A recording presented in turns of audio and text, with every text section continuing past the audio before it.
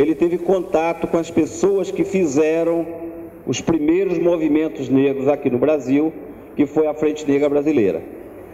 Apesar de que eu vi esse vídeo essa semana, a pessoa que estava lá entrevistando era um jovem adolescente, na época. E esse jovem adolescente, que eu tenho o privilégio da amizade, eu convido para falar sobre a história do movimento negro no Brasil, e Edo Ferreira.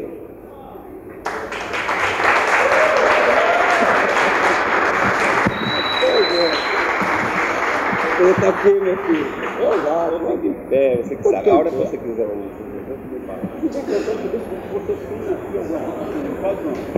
Eu arrumo. Bom, eu tenho que agradecer o João, né, falando sobre a questão da jovem fazendo um vídeo sobre a Frente Negra. Isso foi em 1982. E eu já estava velhinho, estava quase com 50 anos naquela época, né? Então, porque eu tenho 71 anos de idade, então naquela época eu já estava...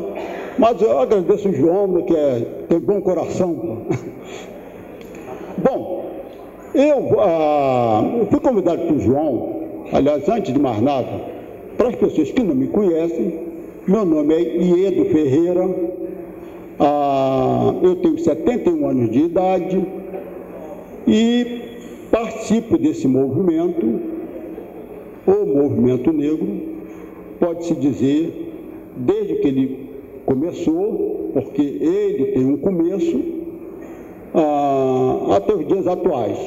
Quer dizer, continuo na militância do movimento negro, porque é necessário, como eu estava falando ali com a companheira Sebastiana, companheira de Longas-Datas, nós temos que estar dentro das nossas entidades, porque é onde nós pegamos justamente e podemos também falar sobre esse movimento.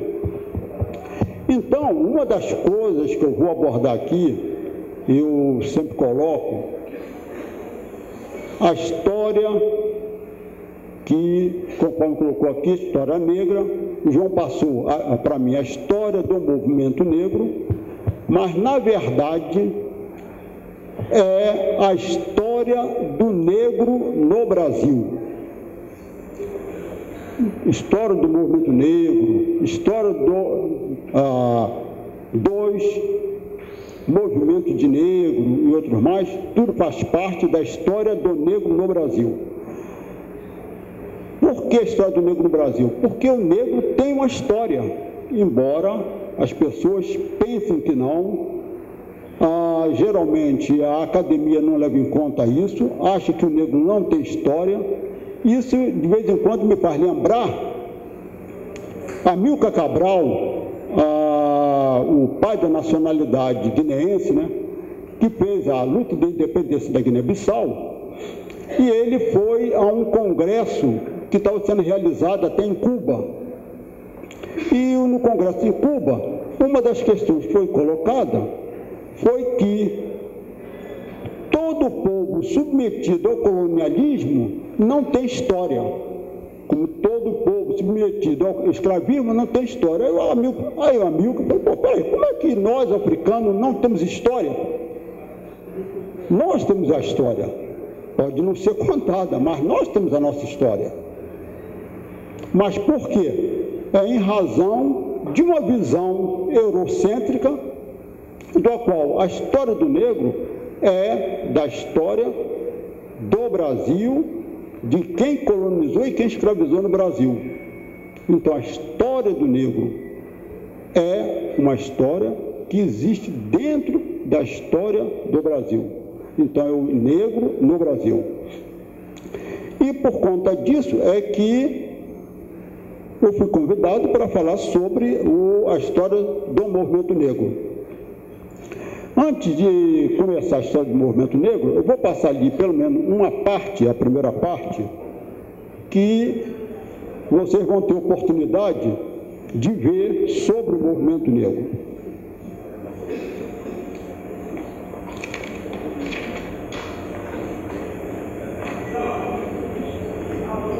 Deixa eu passar.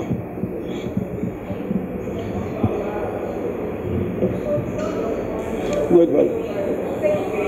Hein? Não, ele vai, o João, vou fazer com ela apanhar.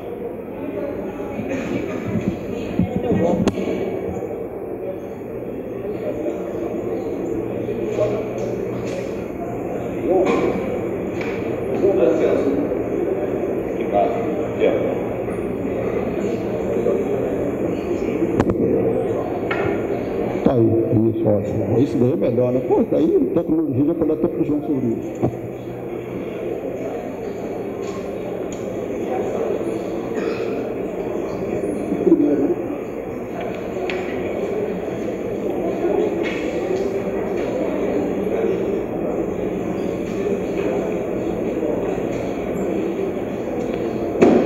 Bom, o que eu digo aqui? É que na história do negro no Brasil, como agente coletivo incorporado no processo político, atuando como um movimento na luta contra a opressão cultural e dominação social da ideologia racial, temos como movimento o movimento negro e o movimento dos negros. A palavra negros, neste caso, tem duas definições. A primeira, movimento negro, ali ele está como sinônimo de cor. Movimento negro não poderia ser movimento preto, movimento azul, movimento verde. O movimento dos negros, evidentemente, é do ponto de vista étnico. É um movimento que, evidentemente, seria dos negros descendentes dos povos africanos escravizados no Brasil. Tem essa distinção, eu faço essa distinção porque quando se fala de movimento negro, principalmente durante um certo tempo, tornou-se muito difícil a definição, que geralmente as pessoas perguntam, mas movimento negro, por que movimento negro? Por que a cor do movimento? E também o que é movimento negro. E não era só as pessoas de fora que perguntavam, mas as próprias pessoas do movimento negro tinham dificuldade de definir. Então, na verdade, movimento negro é em decorrência do negro ser assumido como uma cor, como cor preta, evidentemente, né? E ser também assumido como um valor ideológico. Evidentemente, pelo negro ter sido sempre usado a palavra negro, entendeu? Como uma forma pejorativa para ofender o negro, seu negro sujo, seu negro não sei reclamar, seu negro... Então, de um determinado período, as pessoas que faziam essa luta contra o racismo assumiram efetivamente o negro como positivo. Então, o negro como positivo. Então, a partir daí, passaram a se assumir, eu sou negro, tenho orgulho de ser negro e, consequentemente, a minha luta é a luta como negro e, por conta disso, deu-se o nome de movimento negro para, na verdade, essa valorização do negro. Bom, mas essa valorização,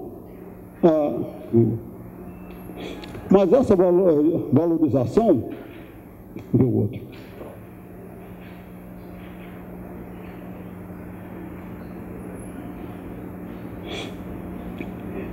Essa valorização, nós vamos ver o seguinte, a divisão justamente entre o movimento dos negros e o movimento negro. Evidente, o movimento dos negros, e isso é importante, eu estou colocando o movimento dos negros, porque vocês vão nós vamos chegar a um ponto que nós temos que fazer a distinção. Por que movimento negro, por que movimento dos negros? E nesse caso, então, aqui já se vai levantando como um conceito, o movimento dos negros no Brasil é um movimento histórico. Desde os negros subordinados ao trabalho escravo, em luta por liberdade, até aos negros que hoje combatem a dominação social ou resistem à opressão cultural, ações da ideologia racial ou racismo. Bom, esse é o movimento dos negros. O movimento dos negros pós-escravista, quer dizer, então aqui nós damos o quê? Um referencial histórico para a luta do negro. Então, na história do negro no Brasil, temos a luta dos negros, que é desenvolvida através de movimentos, e, evidentemente, o movimento dos negros tem seu referencial histórico. Então, não é um movimento que começa agora, é um movimento que ele vem desde o período da escravidão, onde os negros, evidentemente, combatiam o escravismo, lutavam por liberdade. E, no pós-escravismo, o negro continuou lutando contra o racismo, né, que era através da ação de opressão cultural e da dominação social, da qual o negro era relegado ao subemprego. Então, esse é o movimento dos negros. Essa luta é uma luta histórica. Então, por isso que está o movimento dos negros para o escravismo, é o movimento negro agente coletivo incorporado no processo político. Eu sempre coloco o processo político pelo seguinte, para mostrar que a nossa história não é história cortada. Ela faz parte de um processo. E é um processo de luta. É um processo que vem desde a luta por liberdade até a luta contra a opressão cultural e a dominação social. A mesma coisa, vou mudar aqui também, a história do movimento negro como sujeito político coletivo no Brasil, que se confunde com a história do povo negro. E terceiro, bom, aqui é que nós chegamos no movimento negro, que é a matéria da qual eu vou entrar. Então, o movimento negro é parte do movimento dos negros e é título de determinado ciclo histórico da luta do negro politicamente mobilizado. O que quer dizer isso? Que o movimento negro é parte desse grande movimento que há séculos vem lutando, primeiro, pela liberdade e, segundo, contra a opressão e contra a dominação social. E ele é de determinado ciclo, por quê? Porque o movimento dos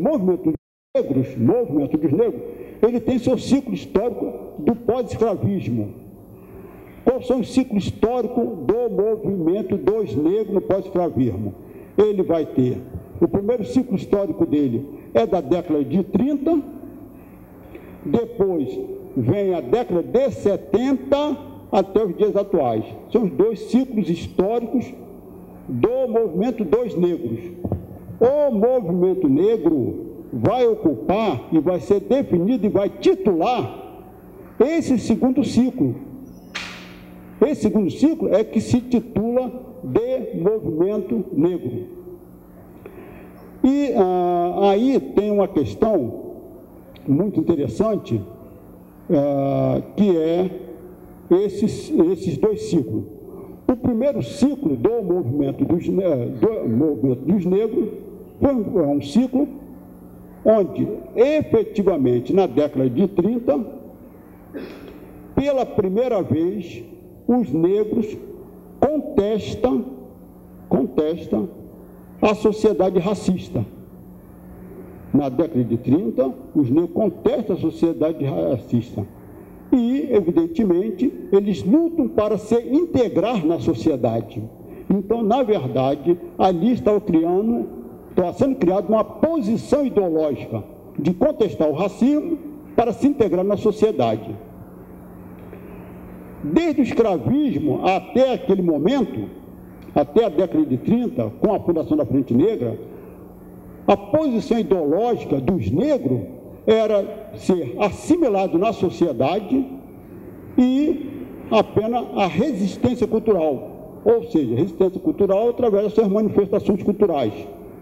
E assimilação na sociedade, que era uma forma que o negro via da sua marginalização que ele sofria, e por conta disso ele via que era uma forma dele poder se integrar na sociedade. É um período onde existe muito um fenômeno que é pouco estudado, que é chamado período das filhas de criação, o período do apadrinhamento, onde quer dizer, quase todas as famílias tinham lá sua filha de criação. Era uma família branca, geralmente uma filha de criação negra, até era uma negra que ele pegava tal, e iam criar. E a mesma coisa com o garoto. Então, é um período de assimilação do negro na sociedade concreta. Então, um período de assimilação. Isso até a década de 31. Mas só que, na década de 31, no início de 31, os negros, percebendo que havia aquele movimento revolucionário que veio ser comandado pelo Getúlio Vargas, e eles acreditavam que a sociedade fosse mudar e eles pudessem realmente ter emprego, coisa que até então eles não tinham, ter outros direitos que eles não tinham. Os imigrantes tinham todos os direitos, e a maioria deles, e a maioria considerável dos negros, não tinha. Daí, embora não seja percebido, não seja estudado, e mesmo o negro não leva em conta, a primeira lei, ou melhor, o primeiro decreto da Revolução de 30 foi chamado o decreto, a Lei dos 2/3. Essa Lei dos 2/3, ela dizia o seguinte: era a proibição da imigração subvencionada e organização do trabalho. Esta lei dizia apenas o quê? Não seria mais subvencionado a vinda de imigrantes. E todas as empresas teriam que admitir 2/3 de brasileiros natos. Evidentemente que foi o primeiro passo em que o negro conseguiu entrar por mercado de trabalho. E, fazendo um parênteses, lembro, quer dizer, quando as pessoas falam, o Brasil nunca teve sistema de cota, teve sim a Lei dos 2/3, era um sistema de cota. Então, quer dizer, não é uma coisa nova. E essa lei, então, vai dar. E os negros, principalmente, vendo aquela lei, que essa lei foi assinada em dezembro de 30, 28, a Revolução foi em outubro, logo ela foi em 28 de outubro, que essa lei foi assinada, né? Então eles viram a possibilidade deles entrarem para o mercado de trabalho. E com isso, aquela movimentação de negros, onde, com aquela movimentação, eles vão perceber a necessidade de ter que se organizar. E eles vão se organizar justamente na Frente Negra Brasileira. É interessante nós pegarmos esse ponto, justamente quando se fala Frente Negra Brasileira, porque vai ter muito com o que nós vamos falar sobre o movimento negro da década de 70. Então, a Frente Negra da década de 30, ela então é fundada e coloca-se o nome de negro, evidentemente, dando um valor ideológico, não é isso? Negro. Então, todos negros que pertenciam à Frente Negra eram negros que se sentiam orgulhosos de serem negros. Então, consequentemente, era um valor ideológico ser negro. Então, chamava-se Frente Negra Brasileira. Bom, isso na década de 30. Essa Frente Negra Brasileira, que é um outro detalhe também que eu quero pegar, no seu período de discussão, eles viram o seguinte: a questão do negro. Qual a forma que o negro poderia mudar sua condição, principalmente se não fosse através de ter poder. Mas eles viram o seguinte, que o negro não era fazendeiro, o negro não era grande comerciante, o negro rigorosamente não era coisa alguma, principalmente na época de 30. Mas tinha uma questão, que era a questão política, que foi acenada para eles. Bom, que seria possível, através da política, evidentemente essa política parlamentar, o negro assumir a presidência da República. Bom, isto fez com que a Frente Negra, grande parte de seus membros, um grande número de membros da Frente Negra, optassem para fazer com que a Frente Negra viesse a ser um partido político. Então, é outro fato novo também, que poucas pessoas sabem, por isso faz parte da nossa história, né? De que já teve um partido negro no Brasil, e era a Frente Negra, era um partido negro. E que houve uma grande polêmica judiciária para se dar o título de Frente Negra como partido.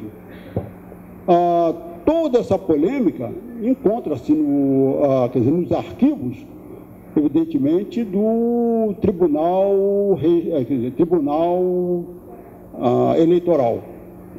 Em Brasília, no arquivo, vai se pegar aquele período dessa polêmica, e depois de praticamente 3 anos, eles conseguiram realmente serem registrados como partido político. Então, ficou o Partido da Frente Negra Brasileira. E, naquela época, só existiam 3 partidos de âmbito nacional. Um era o Partido Comunista do Brasil, outro era a Ação Integralista, e o terceiro era a Frente Negra. Eram os únicos partidos de âmbito nacional. Os outros partidos todos, embora fosse partido da elite dominante, a maioria deles eram regionais. Ou era de São Paulo, ou era de Minas Gerais, ou era da Bahia, mas eram praticamente regionais. Partidos nacionais mesmo, eram esses 3, porque abarcavam vários estados no Brasil. E a Frente Negra, evidentemente, ela abarcava naquele período, ela ia desde o Rio Grande do Sul, tinha a representação no Rio Grande do Sul, Santa Catarina, Rio Grande do Sul, Santa Catarina, São Paulo, evidentemente, Minas Gerais, Rio de Janeiro, Bahia, Pernambuco, Maranhão. Então, praticamente, ela abarcava uma grande parte dos estados brasileiros. Então, era um partido nacional. Mas, infelizmente, quando veio em 37, veio o Estado Novo. O Estado Novo fechou todos os partidos, evidentemente fechou também a Frente Negra, e a Frente Negra deixou de existir como instituição, porque ela estava registrada como partido, e uma vez que foi fechada como partido, deixou de existir como instituição. Praticamente ficamos sem representação nenhuma, mesmo como entidade de movimento. Uma das questões que é também interessante, que vai ser abordado mais à frente, é que a Frente Negra tinha efetivamente cometido um erro político, porque ao se registrar como partido político, e evidentemente a elite negra fazia parte, evidentemente que era quem dava hegemonia na Frente Negra, embora a base da Frente Negra tivesse subempregado, e as empregadas domésticas, que era o maior braço financeiro, era o que mais contribuía e que sustentava a Frente Negra, eles cometeram um erro político, porque ao se registrar como partido político e procurar concorrer à eleição que seria realizada, eles não levaram em conta uma questão muito simples. É que a base política da Frente Negra, evidentemente, seriam os negros. Só que os negros, naquela época, a maioria era analfabeta. E se era analfabeto, não votava. Se não votava, estavam sem base política. Isso eles só foram perceber depois da eleição e depois que depois que foi fechado. Depois que a Frente Negra foi fechada. Então, o erro político se cometeu e eles, evidentemente, não perceberam, só foram perceber depois do fato acontecido. Provavelmente a elite brasileira, porque Joviniano do Amaral, que era o presidente da Frente Negra, ele era recebido pelo Getúlio Vargas aqui no Palácio. Provavelmente, a elite brasileira sabia dessa impossibilidade. Talvez não tenha falado para eles, mas sabia. Bom, deixa esses negros aí organizados como partido, que eles não vão ser eleitos por ninguém. Porque a base deles é o negro. Se não tiver negro com base eleitoral, eles não são analfabetos, não vai à frente. E, efetivamente, deve ter acontecido isso. E foi, quer dizer, a Frente Negra, então, fecha como partido político quando feito o ato do Estado Novo. Bom, muito bem. E com isso passa-se o movimento dos negros, essa luta contra a discriminação, contra a opressão cultural. Isso fica um certo período praticamente em inércia. Ressurge um pouco em década de 40, até mais ou menos 52, 53.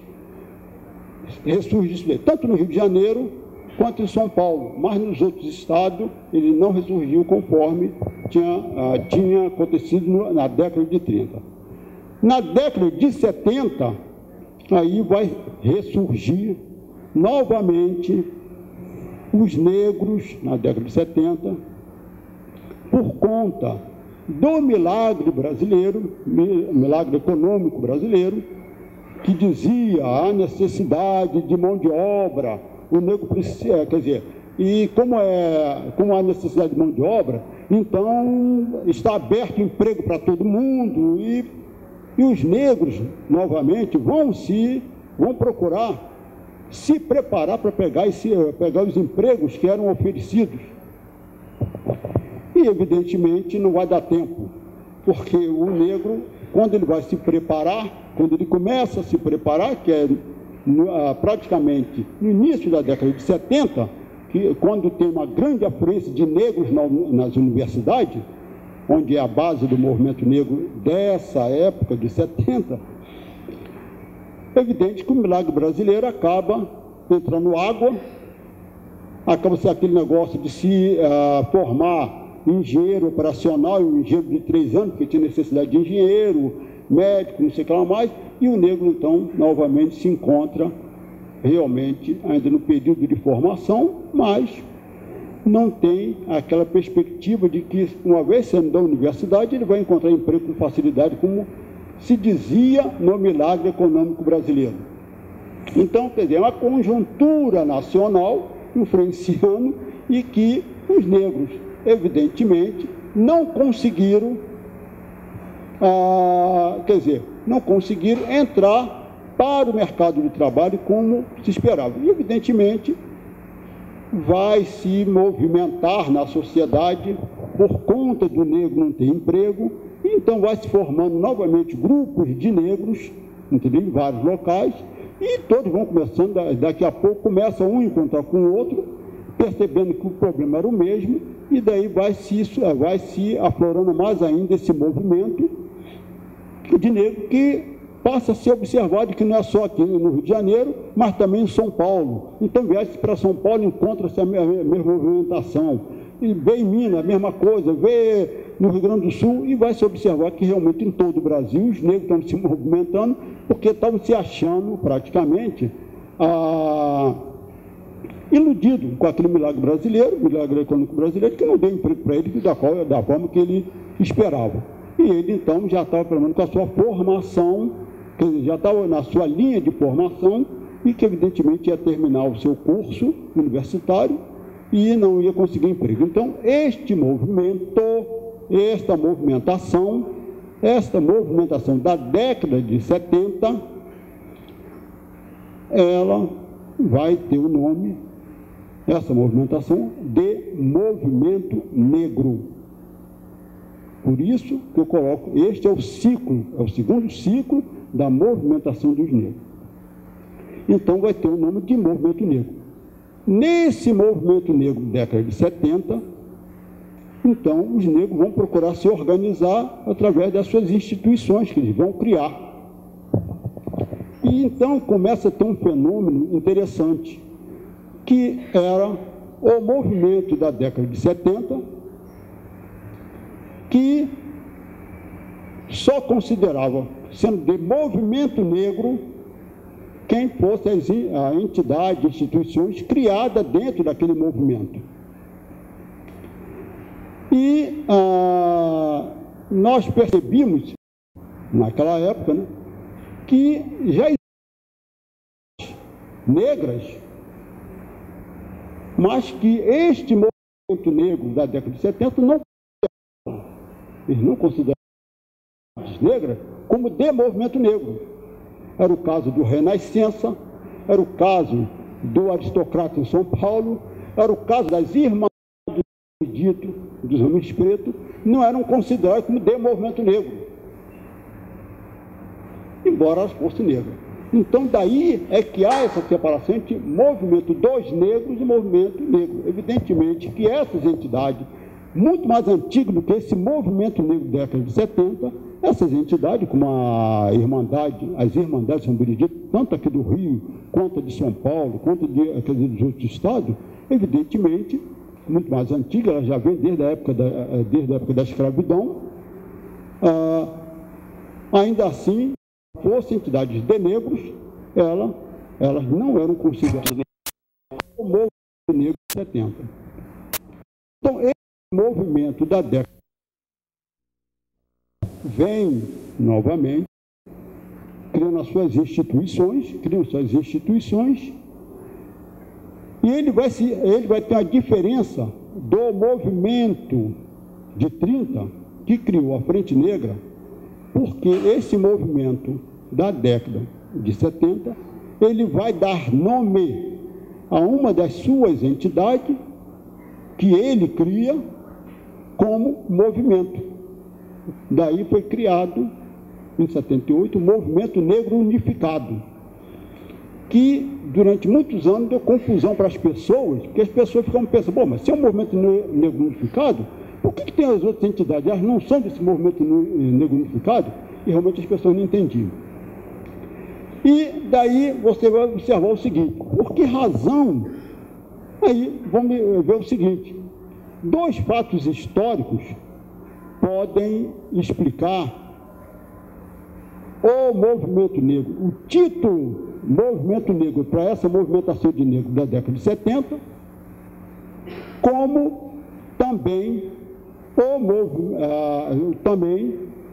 a movimentação de negros da década de 30, criando a Frente Negra. Bom, o que é que nós temos? Conversando, aí talvez o João deve ter lembrado no vídeo, mas eu conversando com um dos fundadores da Frente Negra, o Raul Juveniano do Amaral. Então, uma das coisas que eu perguntei ao Raul Juveniano do Amaral, que era uma coisa que vivia, era um brilho na minha cabeça, por que nome de Frente Negra Brasileira? Que, a meu ver, pelo conhecimento, né, deveria ser o quê? Deveria ser um conjunto de entidades que se reuniam como uma frente. Mas ele falou, não, Ido, não. Frente Negra, olha, eu vou te dizer o seguinte, Frente Negra é pelo seguinte, nós estávamos nos reunimos, vamos criar a entidade. Agora, nós vimos o seguinte, qual é o nome que nós vamos dar para a entidade? Como na época existia Frente Operária, Frente Ampla contra o fascismo, vamos dar Frente Negra, pô. Então, tudo bem, ficou Frente Negra, então não foi Frente Negra. Então, o nome da Frente Negra foi decorrente disso, não foi nenhum fato de ser uma reunião de entidade, nada disso. Foi porque ele viu, bom, se existe daí Frente Negra. Veja bem, o movimento negro. Ora, gente, na mesma época, existia na década de 60, no final da década de 60 para 70, movimento hippie, movimento negro norte-americano, movimento dos negros, movimento da luta de libertação africana, movimento das mulheres. Então, movimento negro. Vamos colocar também movimento negro. Se existe a opção de movimento aí, um a mais, um a menos, isso daqui também passa a ser um movimento negro. Então, são dois fatos, até dois fatos históricos, interessante. A Frente Negra foi decorrente de existir naquele momento, um dado de conjuntura, as organizações de frente.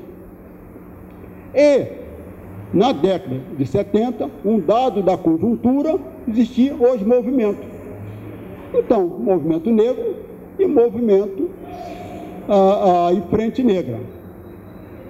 Bom, o negro aí, e movimento negro. Bom, então o negro ficou como que? Movimento negro ficou como uma cor. Por quê? Porque o negro foi tomado como, na verdade, como se fosse preto, né? Então, em vez de ser movimento dos pretos, movimento preto, então movimento negro, evidentemente, o negro como uma cor. Então, o movimento negro é um movimento, aí podemos entrar na definição, né? É um movimento racial social, entendeu? Ele é racial social, porque o negro, como um dado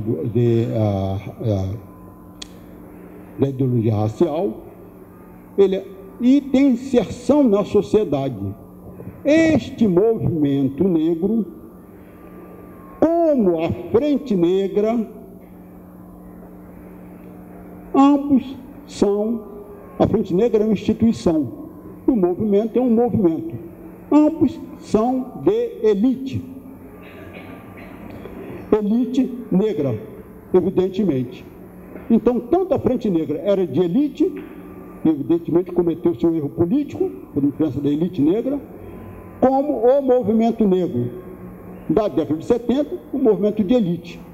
Este movimento negro, década de 70, né, ele vai criando as suas instituições, ele realiza os suas atividades, assim pode editar, tá? Cria suas atividades, ele cria, e consegue desmistificar o mito da democracia racial. O que a Frente Negra não tinha conseguido naquele momento, foi possível, através do movimento negro da década de 70, derrubar o mito da democracia racial. E, a partir daí, esse é o mérito do movimento negro da década de 70, esse mérito de derrubar, derrubar o mito da democracia racial. Existe uma questão que também é interessante nós colocarmos quando se trata de movimento dos negros e o movimento,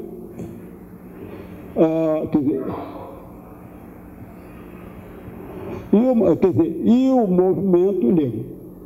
Quais são as posições ideológicas? São as posições ideológicas. Então, as posições ideológicas, quais?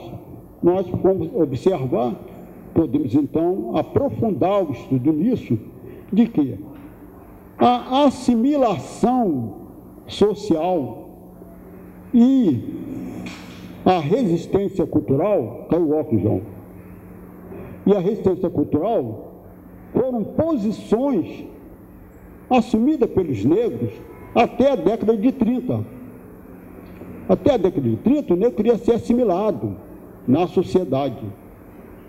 A partir da década de 30, com a Frente Negra contestando o racismo, então vamos ter uma outra posição, que é aquela de contestação racial e integração social.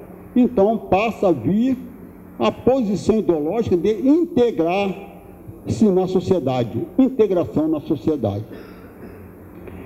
Esta posição ideológica, ela muda nesse movimento? Não, na década de 70 não. Nós ainda estamos na integração social. O movimento negro da década de 70 ainda continua com a mesma posição ideológica do movimento da década de 30, integrar-se na sociedade. É interessante essa parte da integração na sociedade, porque nós temos vários momentos que isso fica bem evidente. No momento, nós vimos a questão do sistema de cota é integrar o negro na sociedade. Então, é um pensamento que não é de hoje, é um pensamento antigo, como vocês podem ver. Então, integrar-se na sociedade é um pensamento que vem desde a década de 30. É o de integração social. E a outra questão, até interessante, que eu tive a oportunidade de conversar com vários companheiros nossos do movimento negro, principalmente os negros de partido político de esquerda, onde eu sempre dizia o seguinte, eu sempre digo para eles o seguinte: olha, a posição de vocês são meio contraditória. São contraditórios pelo seguinte, porque dentro do partido, que eu chamo Partido Branco, né, dentro do Partido Branco, vocês são grandes revolucionários. Essa sociedade não serve para coisa nenhuma, nós temos que divulgar essa sociedade e criar uma outra sociedade nova. Mas dentro do movimento negro, vocês são contra. Vocês têm uma outra posição. Na medida que vocês são pela integração do negro nessa sociedade que vocês dizem que não presta. Olha, se a sociedade não presta, e você propõe integrar o negro nessa sociedade que não presta, é uma contradição de vocês. Então, essa é uma contradição dos negros de esquerda. Nos partidos de esquerda, onde temos braços como o negro, é o braço do PCdoB, secretarias como tem no PT, secretaria como tem no PDT, e outros mais partidos, é uma contradição do negro na medida que ele fica defendendo a integração do negro numa sociedade que ele diz que a sociedade tem que ser derrubada e criada numa sociedade socialista. Então, são duas contradições aí que nós podemos, então, dizer que o movimento negro, do modo geral, ele é um movimento de acirramento de contradições. Porque o número de contradições que a ideologia racial produz na sociedade brasileira é de tal monta que, efetivamente, faz com que a sociedade brasileira não caminhe mais do que ela tem caminhado. Podemos dizer que existem pessoas que, podemos dizer o seguinte, que o que eu estou falando, tem pessoas que não sabem disso? Não, tem muita gente da elite brasileira que sabe disso muito bem, conhece isso muito bem. Por isso que eles têm a capacidade de poder manter essa dominação, porque eles sabem que sem o negro como um sujeito político, não tem sociedade socialista nenhuma a ser construída no Brasil. Isto foi dito, vamos dizer, é o Ian que está falando isso agora? Não.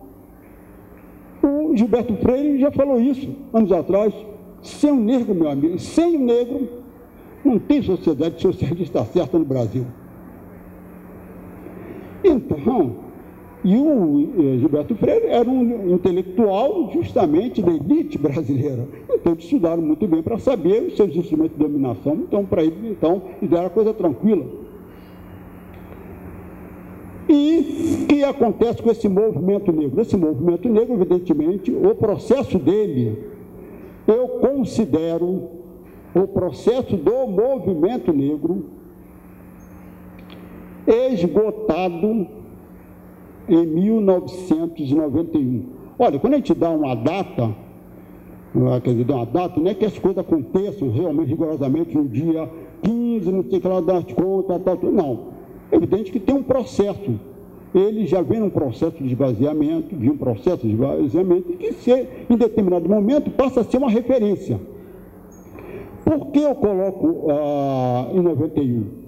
Porque em 91, veja bem, esse movimento, durante a década de 70, ele criou instituições negras, ele era formado por instituições negras e instituições locais e grupos de negros. Depois, depois com o MNU em 78, criou a primeira entidade de âmbito nacional. Depois de ser criada essa entidade de âmbito nacional, o MNU, evidente que na década de 80, outras entidades de âmbito nacional também foram criadas. O GLUCOM da Igreja Católica foi era uma entidade de âmbito nacional, de âmbito nacional. E outras foram criadas também. O movimento negro, evidentemente, na década de 80, é quando ele realiza vários encontros. Então, existem encontros estaduais, tanto no Rio quanto em São Paulo, no Rio Grande do Sul e nos outros estados. Existem os encontros Sul e Sudeste, 3 encontros Sul e Sudeste, encontros Norte e Nordeste, quase 8 a 9, encontro Centro-Oeste. Então, era encontro de tudo quanto era forma na década de 80. Até que os negros, deste movimento negro, resolveram fazer um encontro nacional. Aí, vamos fazer um encontro nacional. E o encontro nacional, que vai ser realizado em 1991, ele é realizado, efetivamente, eu não consegui ver, não aprovamos nada de concreto, e teve um detalhe: depois do Encontro Nacional de Negro, nunca mais realizamos encontro nenhum, nem estadual, nem regional, não tem mais coisa alguma, gente. Acabou-se tudo. Então, realizou-se o Encontro Nacional e não se desdobrou para mais nada. Bom, então, por isso que eu dou como um parâmetro desse ciclo de movimento negro, certo? Como um título dado ao movimento pelos negros, quer dizer, um título de cor, quer dizer, um movimento cor de pele, quer dizer, que ele vem desde a década de 70 até o início da década de 90. Aí as pessoas, peraí, mas o movimento acabou naquele momento? Não. O movimento, da forma como ele vinha sendo desenvolvido, aquilo praticamente deixou de existir. O que passou a existir após a década de 90? Após a década de 90, passou a existir, efetivamente, surge um outro fenômeno de organização no meio negro, que eu considero o seguinte: já não é mais o movimento negro, são os negros se organizando de outra forma. Porque uma coisa engraçada é que no movimento nosso, nós somos o inverso do movimento, por exemplo, movimento sindical. Nós somos o inverso. No movimento sindical, os sindicatos ficam e as pessoas passam. No movimento nosso, não. Nós ficamos e as nossas instituições vão embora, gente. É incrível isso, né? Quer dizer, é incrível isso. Não, eu sou exemplo, né? Eu sou exemplo. Acima já não existe mais, tal coisa criada. Então as entidades vão embora e a gente vai ficando. É um fenômeno engraçado, pô. É uma coisa que tem que ser estudada, né? Uma coisa que tem que ser estudada. As instituições vão embora e os elementos ficam. Então você vai encontrar, tanto que o pessoal chama, são os dinossauros, tal, porque continuam ali, aquele negócio, movimento, que as entidades foram embora. Aí, então, esse movimento, então a partir de 90, depois do Enem, então começa a surgir o quê? Começa a surgir outras formas do negro usar. Aí começa a surgir não mais as entidades locais. Aí começa a surgir a ONG negra. Aí parece uma opção de ONG negra. Hoje tem uma opção de ONG negra, né? Organização Não Governamental Negra. Então começa a surgir as ONG negras. Vem um detalhe que, evidentemente, é uma das coisas que eu falei, que o movimento negro, ele vai desse período, vem as comunidades negras rurais, que nós não podemos dizer que as comunidades negras rurais foram criadas nesse período. Não, as comunidades negras rurais já existiam há séculos, que eram antigos negros de fazendas, das quais, depois da escravidão, os senhores foram embora, ele ficou lá, ou então as remanescentes de quilombo. Então existia muito antes do que esse movimento da década de 70, pô. Que na década de 70 ninguém nem pensava nas comunidades negras rurais. Se alguém falasse que existia comunidade negra rural, o cara até dizia, pô, onde é que está isso? Porque ninguém sabia. Então, comunidades negras rurais passa a ter uma maior atuação a partir, evidentemente, da década de 90, comunidades negras rurais.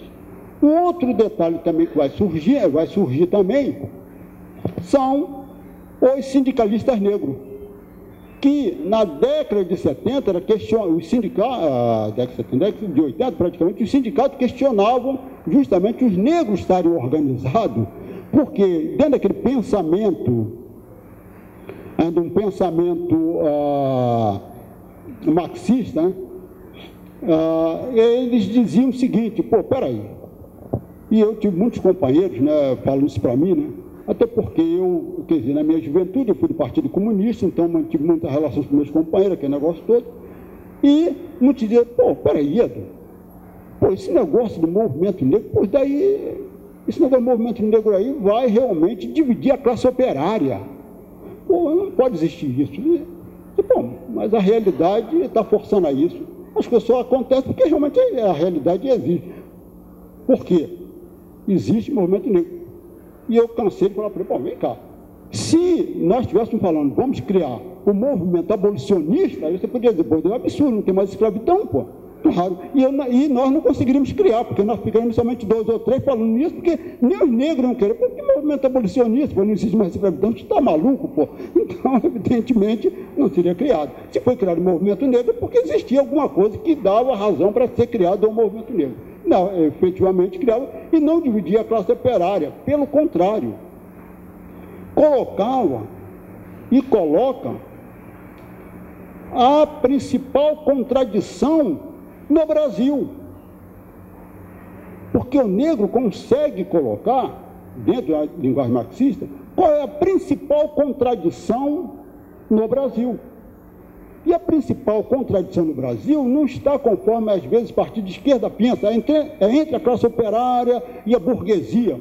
Coisa nenhuma, gente. O pessoal lá os trabalhadores ali, pelo menos considerando como classe operária, lá do ABC, pô, todo mundo ali está querendo realmente ganhar seu salário, tal, ter seu carrinho, tal, ninguém está preocupado em brigar lá com Hermílio de Moraes, nem nada. Você está querendo, então não é. Mas a principal contradição no Brasil, então, não é entre a classe operária e a burguesia. A principal contradição no Brasil é entre o Estado e a nação. Por conta do Estado ser uniétnico e unicultural, e a nação ser pluriétnica e multicultural. E o Estado no Brasil não reflete a nação. O Estado brasileiro não é o reflexo da nação brasileira. Porque você não vai encontrar na nação, quer dizer, no Estado, o segmento étnico faz parte da nação brasileira. Você não vai encontrar lá, quer dizer, nos instrumentos de poder, nas agências de poder, o indígena. Pô, até hoje eu ainda não consegui entender por que a FUNAI não tem um índio ali. Não é um índio que está ali. Então, não está no poder. Não tem o negro. Então, consequentemente, o Estado não reflete a nação.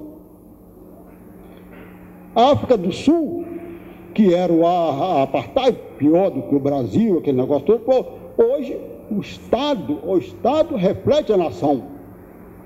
E o ensino tem base na cultura dos povos que compõem a nação. Então, o ensino são 11 idiomas, mas são 11 idiomas que estão lá na escola.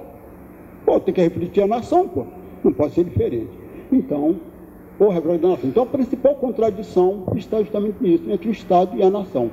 Enquanto não for superada essa contradição, não se pense em criar uma sociedade socialista, porque enquanto você não redefine a nação, você não pode criar sociedade nenhuma, gente. Isso daí é o básico, só infelizmente que a pessoa não sabe, e nós já tivemos muitos exemplos, igual alguns países africanos, de influência do pessoal marxista, que achavam que era possível criar uma sociedade socialista sem redefinir primeiro a nação.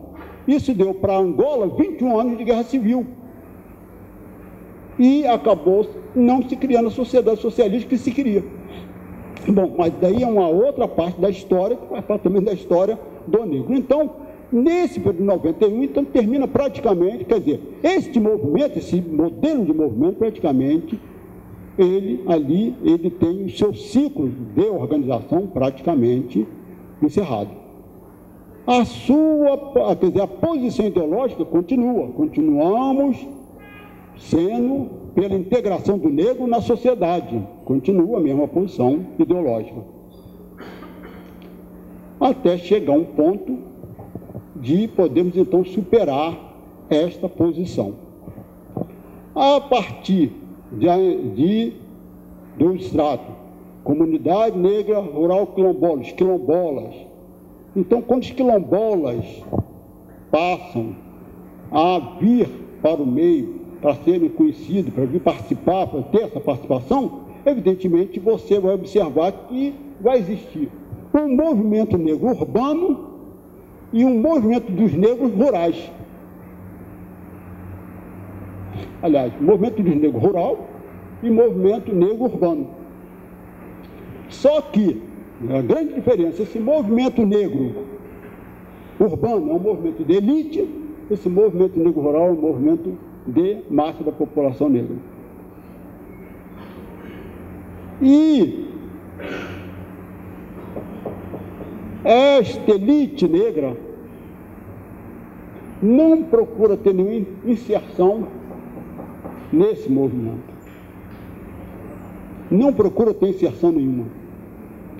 E eu tenho visto, porque eu sou um grande observador da nossa luta, grandes companheiros de esquerda, que quando tem um movimento dos sem terra, eles vão lá para fazer discurso. Eles vêm cá, só fazer discurso para quê? Não fazer discurso porque é interessante nós mostrarmos a nossa cara. Vem cá, vocês não acham que a nossa contribuição para que a terra, para que a questão da terra pudesse ser solucionada, a nossa contribuição seria qual? Seria nós mobilizarmos os negros rurais quilombola para incorporá-los na luta pela terra. É muito mais legítimo do que você que mora aqui na cidade, entendeu? Está lá no meio do movimento sem terra, pô. Entendeu? Então, mas esses companheiros preferem eles irem lá fazer um belo discurso, depois sai dali, vão tomar um chopinho, tá tudo bem, está resolvido, fizemos a revolução, quer dizer, isso daí, na verdade, a gente até ri, uma coisa até para rir, mas é lamentável, que os companheiros não têm essa compreensão de que, não, se nós queremos realmente contribuir, gente, é efetivamente fazendo essa luta, é mobilizando os quilombola para incorporá-lo na luta pela terra. Veja bem, olha um detalhe que aconteceu recentemente que passou despercebido para as pessoas.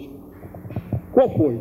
Bom, os indígenas, teve uma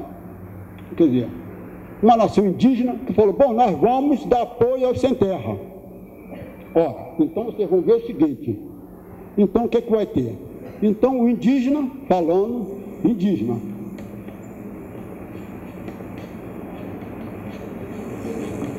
Vai dar, quer dizer, vamos procurar se aliar aos sem terra.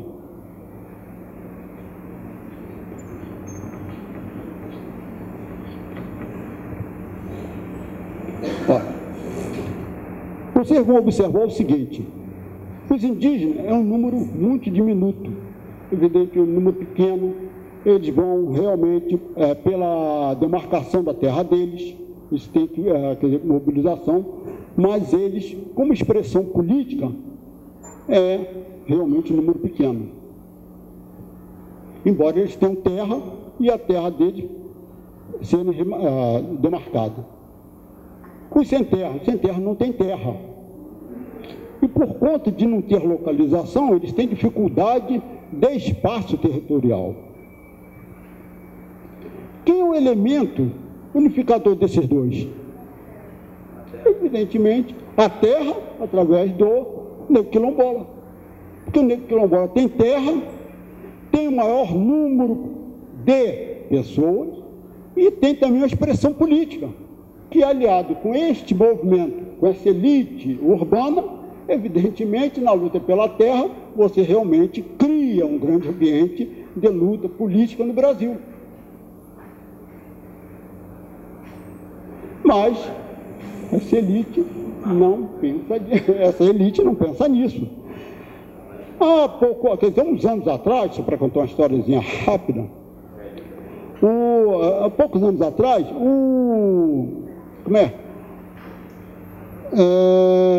a Associação dos Juristas, como é aquela associação do Oswaldão,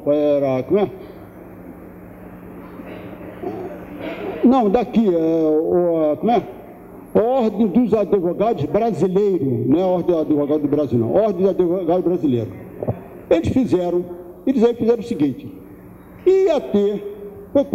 parece que foi em 95, quando ia ter uma reforma da Constituição. Aí falou, reforma da Constituição. Então, a reforma da Constituição, então tinha um dos companheiros que levantaram o seguinte: olha, vai ter reforma da Constituição, e conforme nós sabemos, aliás, um companheiro muito, foi até a companheira Bené. A Bené era senadora na época, ela falou, olha, vai ter a reforma da Constituição, aliás, me telefonou, nós conversamos naquele período bem melhor do que agora, né? Então ela falou, olha, vai ter uma reforma da Constituição, seria interessante fazer uma reunião dos negros aí para a gente poder discutir isso, porque ela foi autora da lei, né?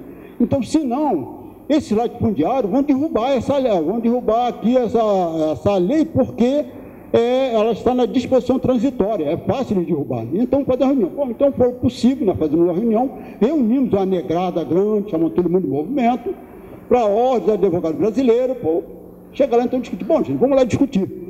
Vamos para lá discutir. Bom, quais as ações que nós vamos ter que tomar para poder mobilizar uma grande massa da população, principalmente urbana, né, para que nós possamos, para impedir de que a reforma da Constituição venha a ser contra nós. Então, vamos fazer isso. Bom, e lá, então, eu vi o seguinte, todo mundo discutindo, o povo discutindo, e tinha um outro companheiro que está em Brasília, o companheiro Domingo, nós éramos os únicos que levantaram. Gente, nós temos que ver o seguinte, como é que nós vamos fazer por causa do artigo 68, que é sobre as comunidades negras rurais. Então, a gente falava, mas ninguém estava ouvindo, Eles não ouviram, eu falei, vem cá, gente, não é possível. Então, eu estou falando aqui, até que chegou um momento, eu falei, vem cá, peraí. Será que vocês já perceberam que eu não sou camponês, eu não estou na terra, não estou coisa nenhuma, sou aqui urbano, mas eu estou defendendo, principalmente, eu estou defendendo aqui comunidade quilombola. Eu estou aqui falando da comunidade quilombola. Vocês não estão falando da comunidade quilombola, e comunidade quilombola para vocês era como se fosse uma coisa estranha, e vocês não estão dando a devida atenção para isso. Porque justamente, sendo um movimento de elite, infelizmente, esta elite, porque tem uma coisa, gente, ela não se deu conta daquilo, não se dá conta daquilo, ela se dá conta de resolver os seus problemas pessoais. Então, o movimento para solucionar os seus problemas. Então, esta elite negra, por isso vem a contradição dentro da luta do negro. Essa contradição já é dentro da luta do negro. É que esta elite negra, tanto em 30, quanto agora no período de 70, nesse momento, ela não conseguiu se assumir como vanguarda, ou se construir como vanguarda. Ela é uma elite apenas negra que luta para atender às suas necessidades pessoais. Então, para ela é muito mais fácil, eu estava até conversando com a companheira ali, Sebastião, é muito mais fácil falar sobre cota, mas não fala sobre reparação.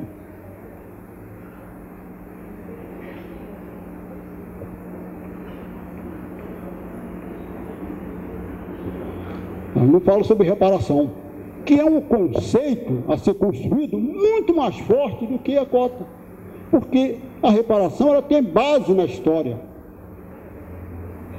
mas eles não podem. Então eles passam por cima de reparação e ficam em cima de cota. Como a elite brasileira, que não é burra e tem a grande capacidade de dominar, em breve ela vai engolir os negros então, nessa questão de sistema de cota. É só questão de tempo, gente.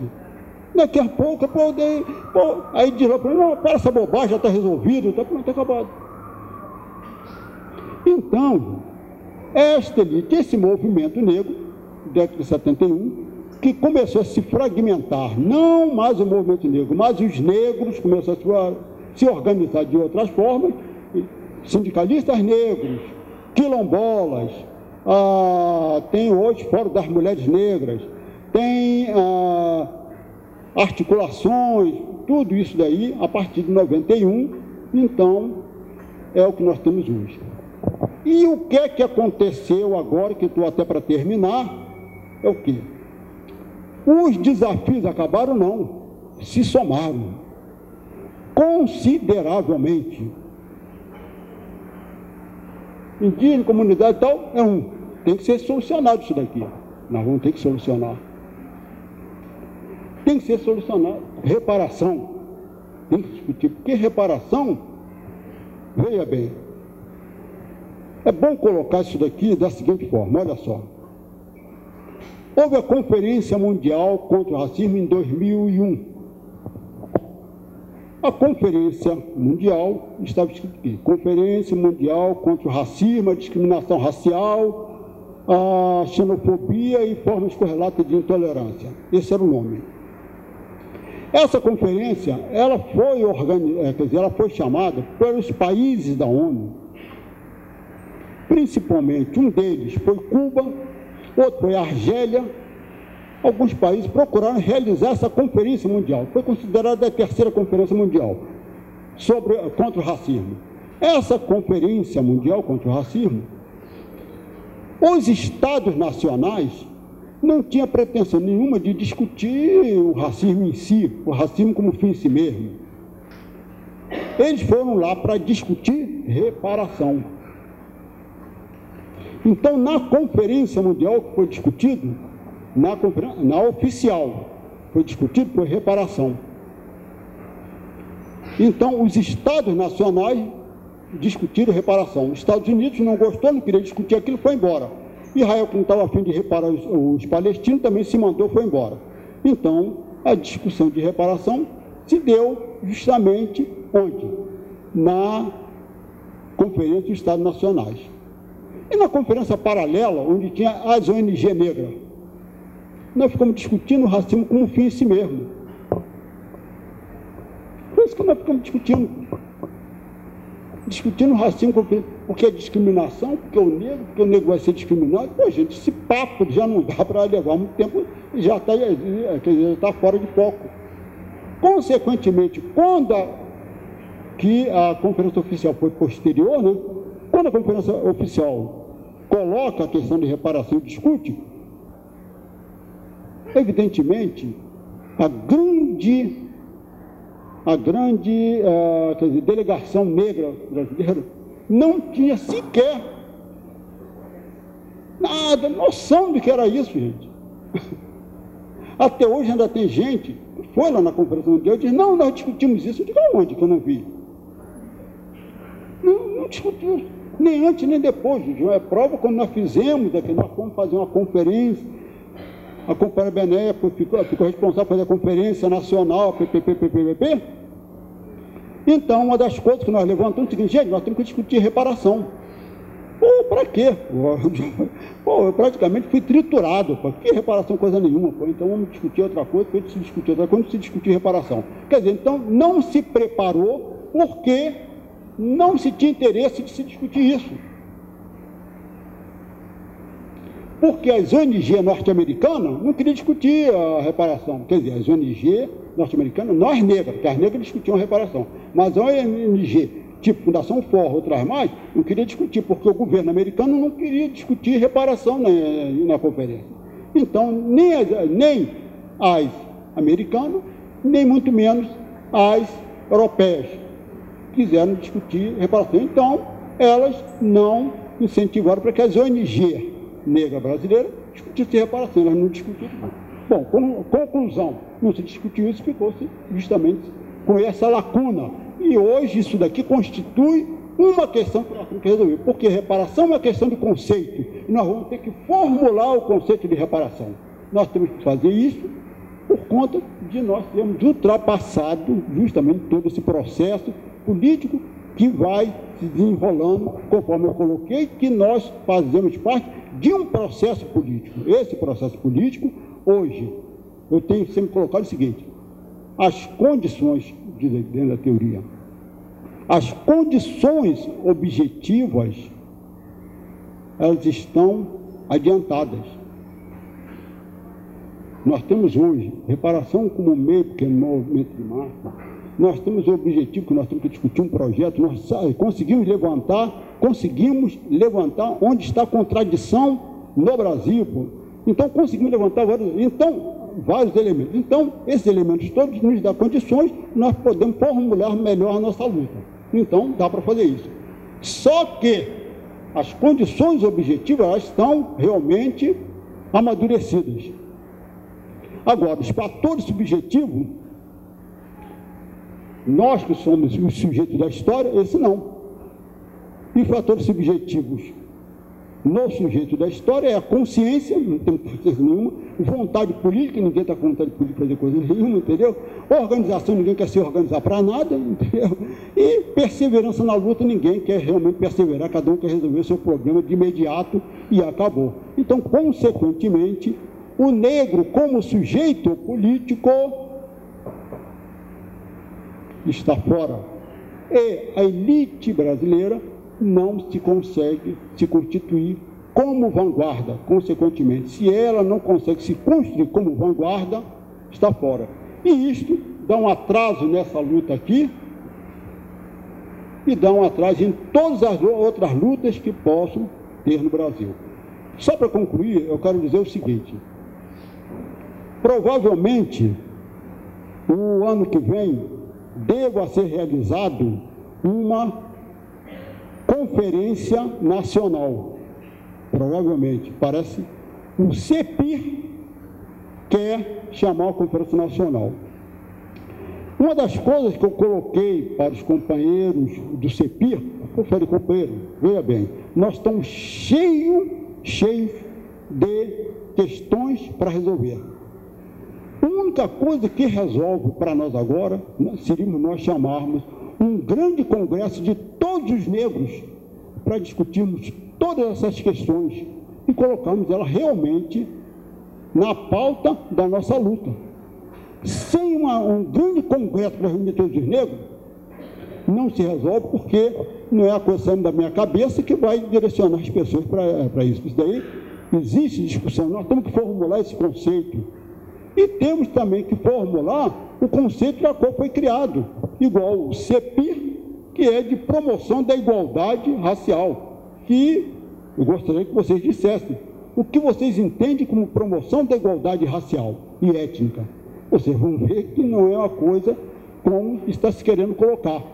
A promoção da igualdade racial, da maneira que está se colocando, é aquela que o governo vê. Mas eu já falei, peraí, a promoção da igualdade racial deve ser da forma que eu vejo.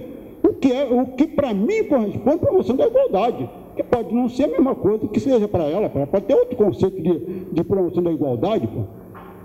E na época eu dei até o exemplo entre as comunidades negras rurais. Falei, a comunidade negra rural lá do Maranhão, para ele, promoção de igualdade racial pode ser uma coisa. Os negros do Morro do Preto Forro aqui, pode ser outra totalmente diferente. Então eu creio que teria que chamar esse pessoal todo, não para uma conferência mundial, uma conferência nacional, mas para um grande congresso para discutir essas discussões, aí sim que nós podemos reverter. Viria a partir do movimento e não a partir do governo de cima para baixo, seria a partir de baixo para cima. Eu acredito que eu peguei várias partes aí, não sei se os companheiros ficaram satisfeitos com a minha exposição, mas, na verdade, esta que é a exposição. O movimento negro, ele, para concluir, é parte de um movimento de negros e faz parte de um processo de luta política do negro no Brasil. Ele não é destituído. Se nós pegarmos todos os temas que foram dados nesse curso daqui, nós fará parte da história do negro no Brasil. Então, não são coisas separadas. Nós temos, uma das coisas que eu coloco é o seguinte: no período do escravismo, a nossa luta era por liberdade, e eu tenho colocado isso muito, porque eu coloco o Zumbi dos Palmares como herói de todos aquele que é a favor da liberdade. Ele não é só herói dos negros, ele é herói da luta pela liberdade. Por quê? Porque para o Zumbi, ele lutou por uma liberdade igual à liberdade dos passarinhos, ou seja, uma liberdade plena. Tiradentes lutou pela liberdade da independência de Minas, não é isso? O Dom Pedro II, independência política, não econômica. Não, agora o Zumbi não, é pela liberdade. Então, o Zumbi dos Palmares é lá pela liberdade. Os africanos e os caribenhos já aceitam e levantam isso. O Zumbi como um herói pela liberdade, um herói mundial. E nós temos que fazer, pelo menos, jus a isso. Temos Zumbi como herói pela liberdade. Então, o movimento negro, a história é esta, companheiro, e muito obrigado de vocês me ouvirem não sei quanto tempo.